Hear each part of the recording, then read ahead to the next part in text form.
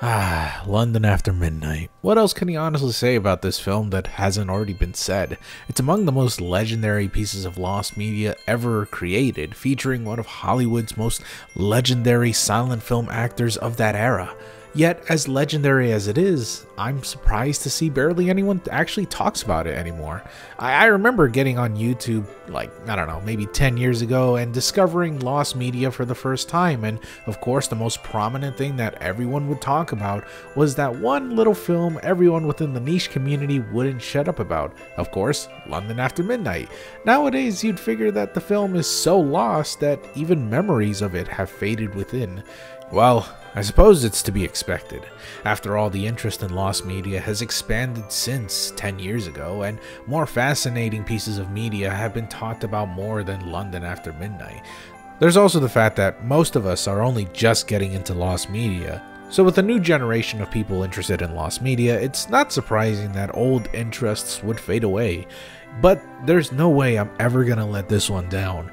This shit was something I was into as a kid, and you better believe I'll carry the torch of this forgotten legend. To start, London After Midnight is a film directed by Tod Browning, a filmmaker whose most influential film of all time was Dracula, and it was written by Waldemar Young, someone who's worked with both Tod Browning and Lon Chaney. Now, if you've never heard of Lon Chaney, well, you're in for a treat. He was famously known as the Man with 1,000 Faces for his brilliant use of facial expressions and his incredible talent in acting within the silent era. With sound film not being a thing for a few years, the silent era forced its actors to use their bodies to express emotion and as a way to convey dialogue.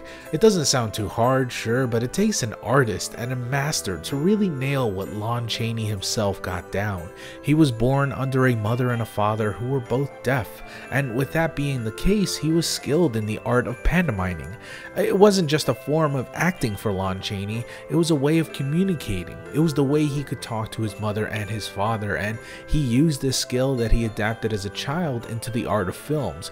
He was a household name after just a few movies, with such notable works as The Hunchback of Notre Dame and The Phantom of the Opera. He's worked previously with Tod Browning and Waldemar Young, so naturally the three of them would get together and get started on London After Midnight. The film itself is about an apparent suicide that took place within the home of one Roger Balfour. Despite his neighbor and close friend's objection on it being a suicide, Inspector Edward C. Burke still rules it as such. Now, 5 years later, a mysterious man with pointed teeth and a beaver hat, along with a woman in a long gown, haunts the home and anyone who dares to move in. This prompts a reopening in the case, with Inspector Burke now using his skill in hypnotism to get to the bottom of this.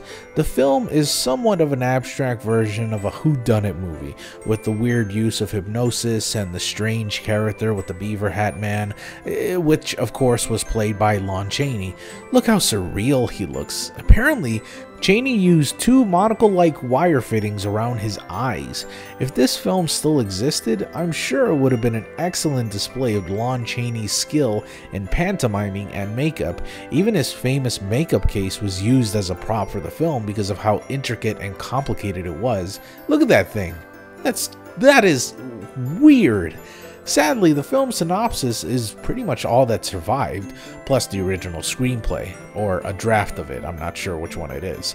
And you would think it'd be strange for this film to be lost, because it's not really like it did poorly. It actually did pretty well for its time, making about $1 million when it first came out, which is roughly $14.5 million by today's standards. Pretty impressive, especially seeing as how the budget was around $100,000 at the time, or $1 million today.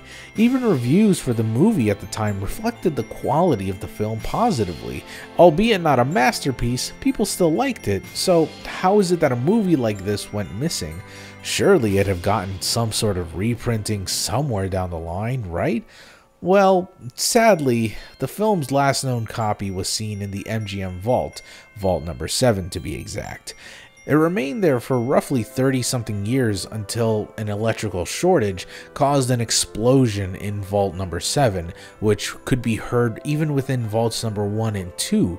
And of course, nitrate film being incredibly flammable, it set the entire vault ablaze, destroying hundreds of films, several of which were the last known copies to exist. So this fire caused many films to be lost for good.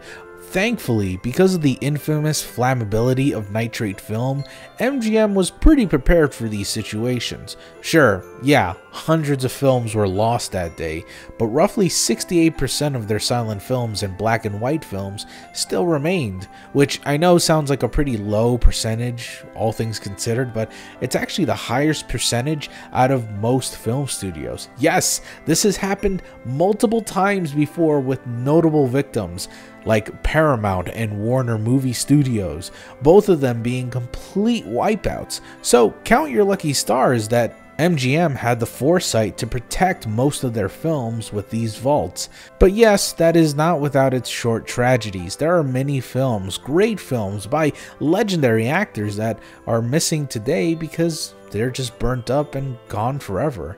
It's a really sad thing. But that does beg the question, if so many films are gone forever because of this fire and the many other fires before it, why is London After Midnight the one people remember the most? Short answer, I don't know.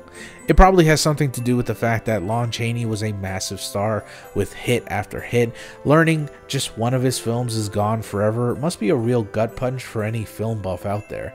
It also doesn't help that seemingly every year someone seems to claim that they've quote-unquote found a copy of London After Midnight, which always leads to disappointment when they can never prove the validity of their claim. Yet these claims always adds to the legend of the film and whether or not it exists out in the wild.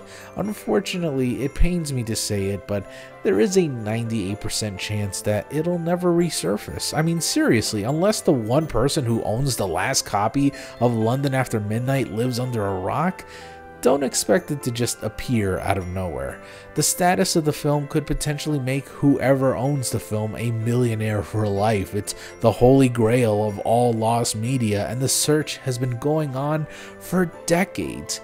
Let's face it, it'll never be found, and that's just life, I guess.